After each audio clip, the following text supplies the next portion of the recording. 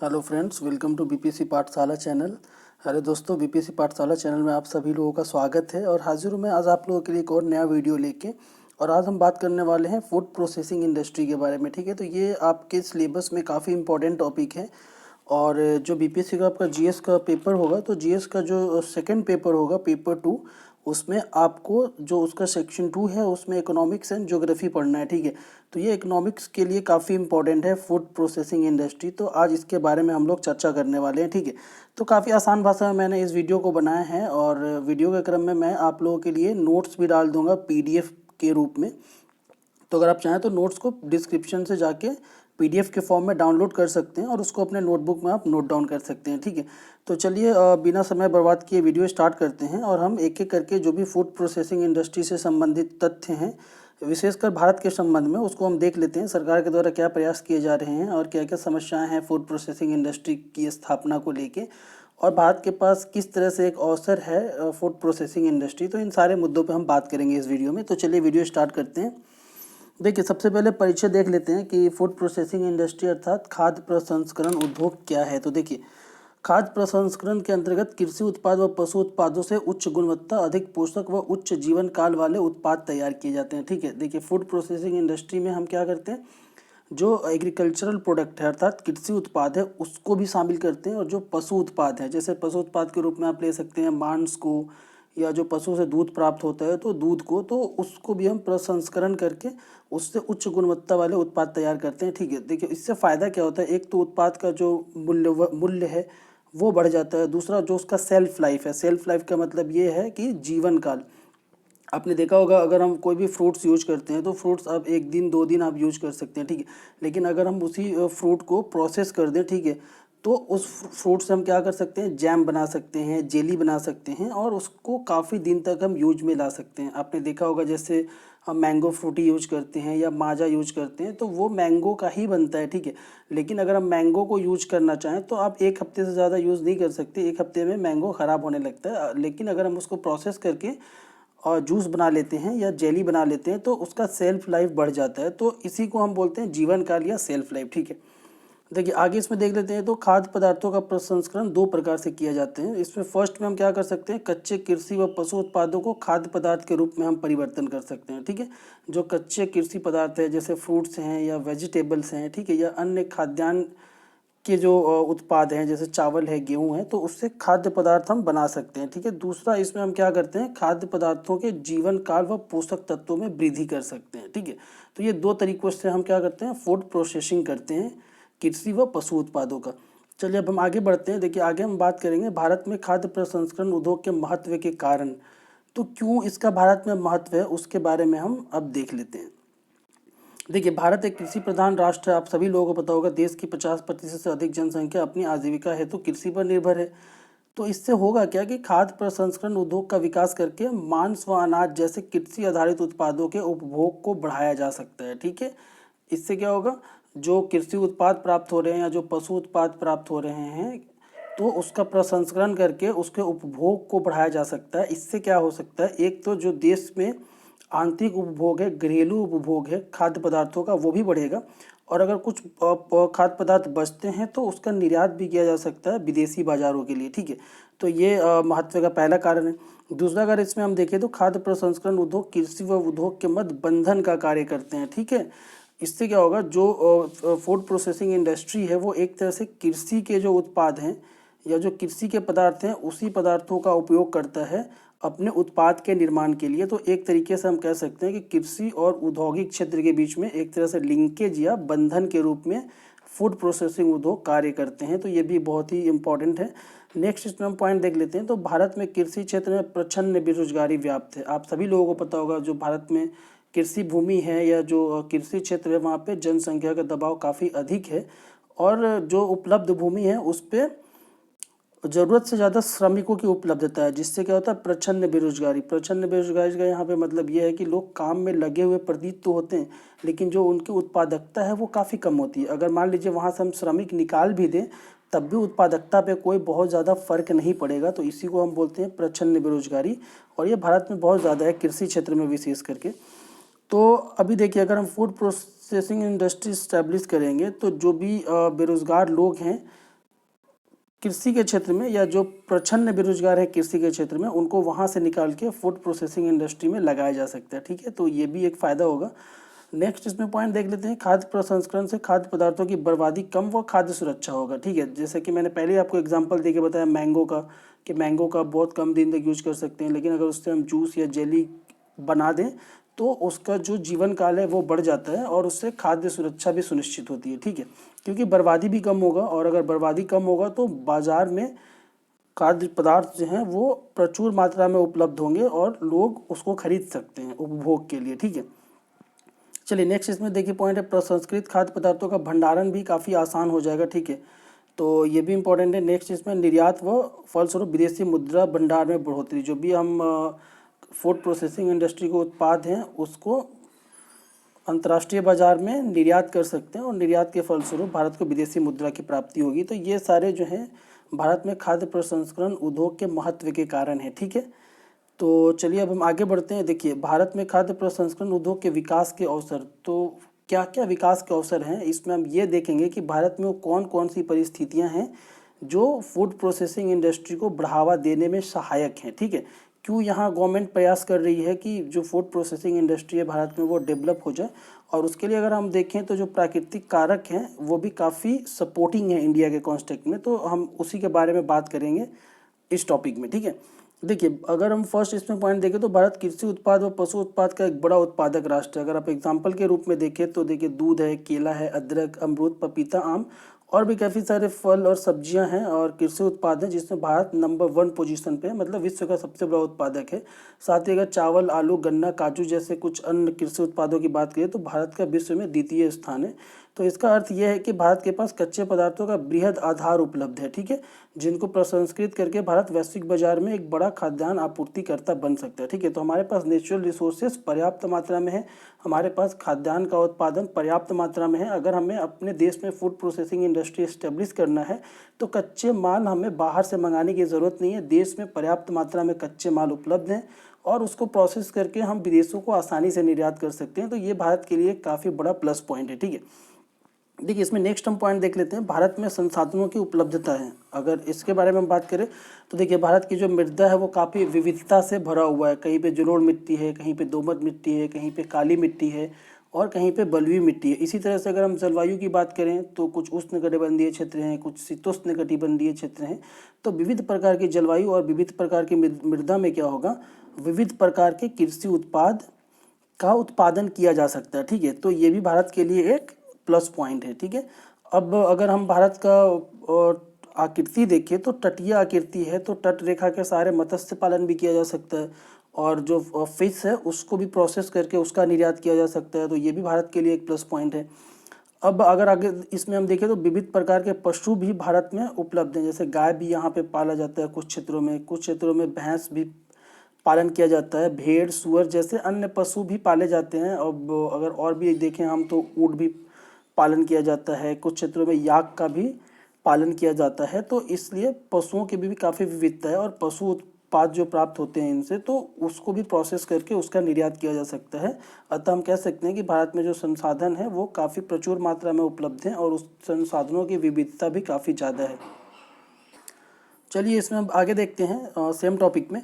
देखिए खाद्य प्रसंस्करण उद्योग से व्यापक रोजगार जनन हो सकता है। ठीक है, तो ये भी भारत के पास एक अवसर है कि जो भारत में बेरोजगारी की काफ़ी बड़ी समस्या है, अगर आप वर्तमान स्वरूप में देखें तो इसके लिए सबसे ज़रूरी ये है और सबसे बेहतर यही है कि आप फूड प्रोसेसिंग इंडस्ट्री को बढ़ावा दीजिए जो कि कृषि पे आधारित है, और इससे क्या होगा कि जो बेरोजगारी की व्यापक समस्या है उसका भी कुछ हद तक समाधान हो जाएगा। ठीक है, अब नेक्स्ट इसमें अगर हम पॉइंट देखें तो खाद्यान्न जो मुद्रास्फीति है उस पर भी रोक लगेगी। तो देखिए कैसे जो खाद्यान्न मुद्रास्फीति है उस पर रोक लगेगी, अगर आप फूड प्रोसेसिंग करेंगे तो जो खाद्य पदार्थ हैं उसकी बर्बादी कम हो जाएगी, क्योंकि मैंने पहले ही बताया कि जो सेल्फ लाइफ है वो प्रोसेस्ड फूड का ज़्यादा होता है। अगर सेल्फ लाइफ ज़्यादा होगा तो बर्बादी कम होगी, और बर्बादी कम होने से क्या होगा, जो बाज़ार में उपलब्धता है वो बढ़ जाएगी। अगर एक बार बाज़ार में किसी भी प्रोडक्ट की उपलब्धता ज़्यादा होगी तो जो मुद्रास्फीति है उस पर रोक लगेगी, अधिक से अधिक लोग उस पदार्थ को खरीदने में सक्षम हो जाएंगे। ठीक है, चलिए अब नेक्स्ट इसमें पॉइंट देखते हैं, ग्रामीण क्षेत्रों से शहरी क्षेत्रों में प्रवास पर रोक लगेगा। तो देखिए ये भी काफ़ी इंपॉर्टेंट है,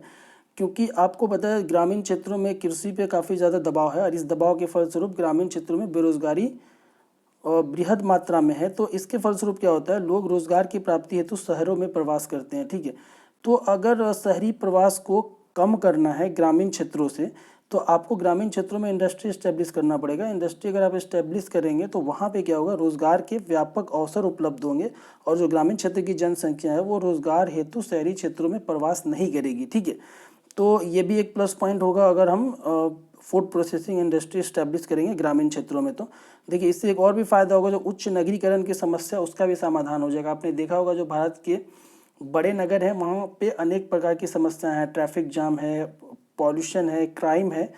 तो ये उच्च नगरीकरण के कारण ही है। जो नगरों की क्षमता है, नगरों की जो वहन क्षमता है जनसंख्या की, उससे ज़्यादा वहाँ पे लोग निवास कर रहे हैं और भीड़ बढ़ती ही जा रही है, जिसकी वजह से नगरीकरण की समस्याएं उत्पन्न हो गई है। तो इस समस्या का भी समाधान हो जाएगा अगर आप फूड प्रोसेसिंग इंडस्ट्री ग्रामीण क्षेत्रों में लगाएंगे तो। चलिए इसमें आगे देखते हैं। खाद्य प्रसंस्करण उद्योग फसल विविधीकरण में भी सहायक है। ठीक है, देखिए फसल विविधीकरण कैसे होगा इससे, अगर आप फूड प्रोसेसिंग इंडस्ट्री लगाएंगे तो जो किसान है वो अपने कृषि उत्पाद उन इकाइयों को बेच सकते हैं। ठीक है, और अगर एक बार उनकी जो फसल है उसको कोई खरीद लेगा, तो इससे क्या होगा, किसान अनेक प्रकार के जो फसल है उसको उपजाने के लिए उत्साहित होंगे। ठीक है, इससे जो फसल है उसका विविधीकरण भी हो जाएगा। चलिए इसमें आगे देख लेते हैं, सरकारी प्रयास व प्रोत्साहन कार्यक्रम। तो इसी के संबंध में अगर हम देखें तो सरकार अनेक प्रकार के प्रयास भी कर रही है और प्रोत्साहन के अनेक कार्यक्रम भी चला रही है। तो हम आगे देख लेंगे सरकार इस संबंध में कौन कौन से प्रोग्राम चला रही है। चलिए आगे हम देखते हैं। देखिए अब हम बाधक तत्व देख लेते हैं। हमने देख लिया भारत में इसके विकास के अवसर हैं। ठीक है, और भारत में जो प्राकृतिक वातावरण है वो भी काफ़ी अनुकूल है फूड प्रोसेसिंग इंडस्ट्री के लिए, लेकिन कुछ ऐसी समस्याएं भी है, कुछ ऐसी बाधाएं भी है जो फूड प्रोसेसिंग इंडस्ट्री को आगे बढ़ने से रोक रही हैं। तो हम देख लेते हैं वो कौन कौन से बाधक तत्व हैं। तो देखिए इसमें सबसे पहला, भारत की अधिकांश खाद्य प्रसंस्करण इकाई छोटे व मध्यम आकार की हैं। ठीक है, तो इससे क्या होता है, ये जो छोटे और मध्यम आकार की फूड प्रोसेसिंग इंडस्ट्री है ये वैश्विक जो बृहद कंपनियां हैं उनसे मुकाबला करने में, प्रतिस्पर्धा करने में सक्षम नहीं है। मैं एक आपको छोटा सा एग्जांपल बताता हूँ। आप लोगों ने नेस्ले का नाम सुना होगा। ठीक है, नेस्ले काफ़ी बड़ी फूड प्रोसेसिंग कंपनी है और इसके प्रोडक्ट आपने देखा होगा पूरे इंडिया में अवेलेबल है। आप चाहे मैगी की बात करें या फिर काफ़ी सारे चॉकलेट भी आते हैं नेस्ले के, तो ये सब क्या है, ये सारे फूड प्रोसेस्ड इंडस्ट्री के ही उत्पाद हैं। तो अगर उसके मुकाबले में हम भारतीय कंपनियों की बात करें, ठीक है, तो आप देखेंगे कि काफ़ी कम कंपनियां भारत में जो फूड प्रोसेस करती हैं और उनका जो उत्पाद है वो भारत में काफ़ी प्रचलित है। तो इससे आप अंदाज़ा लगा सकते हैं कि जो बृहद कंपनियां हैं वो कितने व्यापक पैमाने पर जो अंतर्राष्ट्रीय बाजार है उस पर कब्जा करने में सफल रही हैं।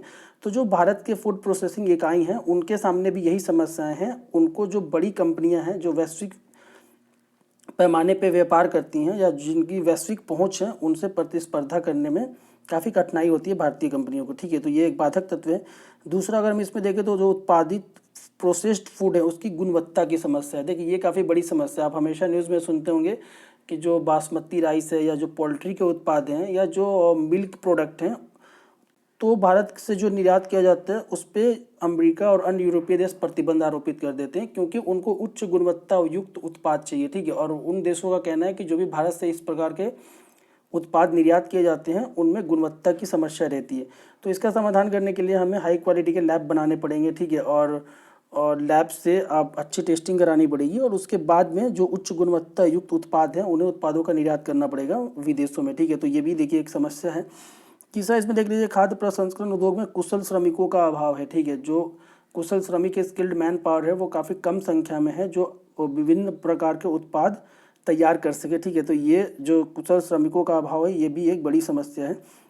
नेक्स्ट इसमें देख लीजिए, तीव्र परिवहन साधन का अभाव, फलस्वरूप परिवहन लागत उच्च व उत्पाद कम प्रतिस्पर्धी वैश्विक बाजार में। ठीक है, जो भारत में ट्रांसपोर्टेशन का सिस्टम आप देखते होंगे काफ़ी ट्रैफिक जाम रहता है, या अगर मान लीजिए रेलवे से ही ट्रांसपोर्ट करना आपको, तो जो मालगाड़ी का परिवहन है वो काफ़ी धीमा है। एक जगह से दूसरी जगह कोई भी प्रोडक्ट भेजने में काफ़ी समय लगता है। इससे क्या होता है, जो परिवहन लागत है वो बढ़ जाता है, और अगर एक बार परिवहन लागत बढ़ जाएगा तो जो उत्पाद का लागत है, ओवरऑल जो उत्पाद का कॉस्ट है वो भी बढ़ जाएगा, और उत्पाद के कॉस्ट बढ़ने से आपकी जो प्रतिस्पर्धा अंतर्राष्ट्रीय बाजार में वो कम हो जाएगी, आपका उत्पाद अंतर्राष्ट्रीय बाजार में महंगा हो जाएगा और उसके खरीदार कम हो जाएंगे। तो ये भी एक समस्या है भारत में फूड प्रोसेसिंग इंडस्ट्री के बढ़ने में। ठीक है, चलिए नेक्स्ट इसमें देख लेते हैं, भंडारण क्षमता भी एक समस्या भारत में, जैसे गोदाम और शीत भंडार तो इनका अभाव है हर जगह। आप देखेंगे ग्रामीण क्षेत्रों में विशेष रूप से भंडारण की समस्या नहीं है। जो किसान अपना अनाज या अन्य कृषि उत्पाद पैदा करते हैं उसको आसानी से वो भंडारित नहीं कर पाते हैं, जिससे वो काफ़ी जल्दी नष्ट हो जाता है और ख़राब होने का डर रहता है। ठीक है, तो ये भी एक समस्या है। और इसमें नेक्स्ट देख लीजिए तो आपूर्ति श्रृंखला संबंधी समस्या भी है। ठीक है, एक जगह से दूसरी जगह आपूर्ति करने में भी समस्याएं होती हैं। चलिए अब आगे हम देख लेते हैं। देखिए खाद्य प्रसंस्करण उद्योग के विकास हेतु सरकारी योजना और प्रयास। तो देखिए सरकार इस संबंध में क्या क्या प्रयास कर रही है, ये काफ़ी इंपॉर्टेंट है। अगर क्वेश्चन आता है एग्जाम में तो ये सारे टॉपिक आप ज़रूर डालिए उसमें, और विशेष रूप से जो सरकारी प्रयास है उसके बारे में चर्चा आप ज़रूर कर लीजिए। तो इसमें फर्स्ट है खाद्य प्रसंस्करण उद्योग में पूंजी उपलब्धता बढ़ाने हेतु 100% फॉरेन डायरेक्ट इन्वेस्टमेंट। ठीक है, तो प्रत्यक्ष जो निवेश है विशेषकर खाद्य प्रसंस्करण उद्योग में, इसमें 100% तक किया जा सकता है। इससे क्या होगा, जो पूंजी की उपलब्धता है खाद्य प्रसंस्करण उद्योग में वो बढ़ जाएगी। तो ये सरकार के द्वारा किया गया प्रयास है। ठीक है, नेक्स्ट इसमें ऋण प्राप्ति हेतु खाद्य प्रसंस्करण उद्योग को प्राथमिक क्षेत्र के अंतर्गत रखा गया। ठीक है, प्राइमरी सेक्टर के अंतर्गत स्पेशली एग्रीकल्चर है, आपको पता होगा। और आपको ये भी पता होगा कि जो भी पब्लिक सेक्टर के बैंक हैं तो उसमें सरकार ने ये फिक्स कर दिया है कि जो भी वो ऋण का वितरण करेंगे उसका 40% वो प्राइमरी सेक्टर को देंगे। ठीक है, तो इस तरह से अगर देखें तो एक बार अगर खाद्य प्रसंस्करण उद्योग को प्राइमरी सेक्टर के अंतर्गत रख दिया गया है तो इसके जो उद्योग हैं या इसकी जो इकाइयां हैं, ठीक है, उनको ऋण प्राप्ति में काफ़ी सुविधा होगी और वो बैंकों से ऋण हासिल करके अपनी इकाई को विस्तारित कर सकते हैं या नया इकाई स्थापित कर सकते हैं। ठीक है, तो ये भी एक प्लस पॉइंट है। नेक्स्ट इसमें अगर हम देख ले तो कृषि निर्यात जोन की स्थापना की गई है सरकार के द्वारा, जहां से जो कृषि उत्पाद हैं और जो प्रोसेस्ड फूड है उसको आसानी से निर्यात किया जा सके। ठीक है, नेक्स्ट इसमें देख लीजिए मेगा फूड पार्क की स्थापना भी की गई है। एकीकृत शीत भंडार गृह की स्थापना। ठीक है, तो सरकार विभिन्न क्षेत्रों में देश के जो एकीकृत है इंटीग्रेटेड कोल्ड जो चेन है तो उसको भी बना रही है, जिससे जो किसान है वो अपने उत्पादों को अच्छे से भंडारित कर सके वहाँ पे। और नेक्स्ट इसमें देखिए प्रधानमंत्री कृषि संपदा योजना की शुरुआत, तो ये भी काफ़ी इंपॉर्टेंट योजना है और एक तरह से ये अम्ब्रेला स्कीम है फॉर फूड प्रोसेसिंग इंडस्ट्री। इसमें सारी चीज़ों को शामिल किया गया है, और लाइक ट्रांसपोर्टेशन, भंडारण, उसके बाद मूल्यवर्धन। ठीक है, तो ये सारी चीज़ों को कवर करता है, इसीलिए इसको फूड प्रोसेसिंग इंडस्ट्री का अम्ब्रेला स्कीम बोलते हैं। ठीक है, प्रधानमंत्री कृषि संपदा योजना को। ठीक है, तो ये सब सरकारी प्रयास किए जा रहे हैं। तो देखिए मैंने इस वीडियो में काफ़ी सरल भाषा में और अच्छे से आपके लिए फूड प्रोसेसिंग इंडस्ट्री को समझाया है, और ये काफ़ी इंपॉर्टेंट है आपके बीपीएससी के लिए, स्पेशली जो आपका जीएस पेपर 2 है उसका सेक्शन 2, जिसमें आपको इकोनॉमिक्स पढ़ना है और ज्योग्राफी पढ़ना है। ठीक है, तो इसको बहुत अच्छे से कर लीजिएगा, क्योंकि क्वेश्चन अभी पिछले कुछ दिनों से फूड प्रोसेसिंग इंडस्ट्री के बारे में नहीं पूछा गया है, तो हो सकता है अभी आने वाला जो आपका 64th बीपीएससी मेंस है उसमें इससे क्वेश्चन पूछा जाए। चलिए तो देखिए इसी के साथ आज का मैं वीडियो अब समाप्त करता हूँ। ठीक है, धीरे धीरे करके मैं एक एक टॉपिक कवर करता रहूँगा। अगर वीडियो आपको अच्छा लगता है तो प्लीज़ वीडियो को लाइक कीजिए। अगर आप मेरे चैनल पर नए हैं तो चैनल को सब्सक्राइब कर लीजिए, और अगर वीडियो अच्छा लगता है तो आप अपने दोस्तों के साथ शेयर भी कीजिए, अपने दोस्तों को भी वीडियो देखने के लिए कहिए। तो चलिए इसी के साथ आज का मैं वीडियो समाप्त करता हूँ। Thanks for watching.